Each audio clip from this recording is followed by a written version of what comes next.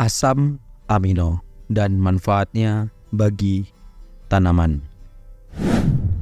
Ya, asam amino adalah protein yang sudah dipecah melalui proses metabolisme menjadi molekul-molekul kecil sebagai bahan dasar untuk proses biosintesis.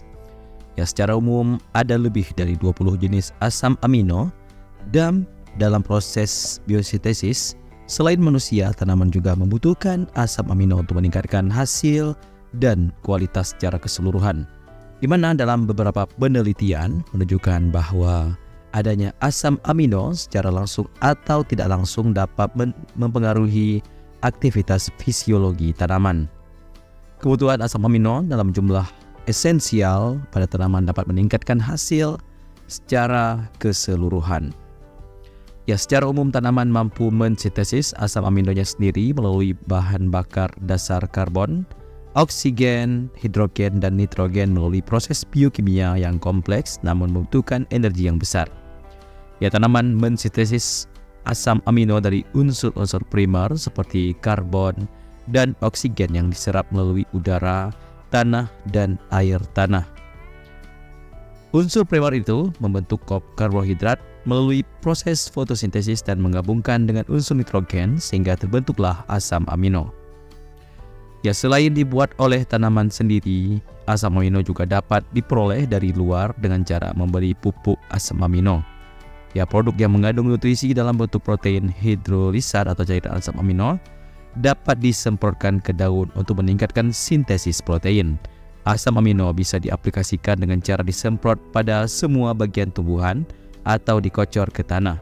Dengan asupan tanaman atau asupan dari asam amino dari luar, tanaman dapat menghemat penggunaan energi sehingga bisa digunakan untuk proses metabolisme lainnya. Di samping untuk kebutuhan metabolisme tanaman, manfaat lainnya adalah asam amino melindungi tanaman dari serangan hama dan penyakit. Tanaman dengan kandungan asam amino yang mencukupi akan membentuk ekstrak pektin di antara dinding sel sehingga lebih keras dan tahan serangan hama. Sebaliknya, asam amino juga dapat meningkatkan aktivitas mikroba tanah dan mendukung proses asimilasi nutrisi bagi akar tanaman. Ya, sifat fisika asam amino. Asam amino adalah zat yang sangat mudah mengkristal pada umumnya dan larut dalam air. Sedikit bahkan tidak larut dalam alkohol dan tidak larut sama sekali dalam air. Artinya adalah asam amino itu lebih mudah larut dalam pelarut polar dan tidak larut dalam pelarut non-polar. Contohnya, tirosin sedikit larut dalam air dingin, tetapi jika airnya kita panaskan maka ia akan larut. Dan sistein sukar larut dalam air dingin maupun air panas, tapi akan lebih mudah larut dalam asam amino dan atau asam basa encer. Ya, fungsi pupuk asam amino. Ya, asam amino memiliki atau memainkan 3 peranan penting dalam pertumbuhan tanaman. Yang pertama yaitu sebagai sumber tambahan nutrisi nitrogen. Yang kedua yaitu gen chelatin. Untuk ion logam, asam amino memiliki fungsi ion logam cheating dan mudah membawa unsur-unsur medium dan jejak kalsium, magnesium maupun besi mangan, seng, tembaga, dan lain-lain yang dibutuhkan oleh tanaman. Dan asam amino adalah promotor atau katalis untuk sintesis berbagai enzim pada tanaman dan memainkan peranan penting dalam metabolisme tanaman. Namun asam amino mudah berasimilasi dan terurai oleh bakteri di dalam tanah.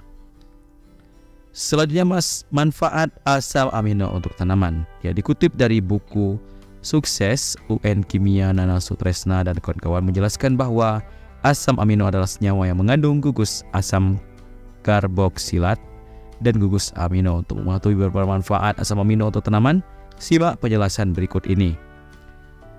Manfaat yang pertama itu asam amino merupakan bahan baku sebagai pertumbuhan hormon.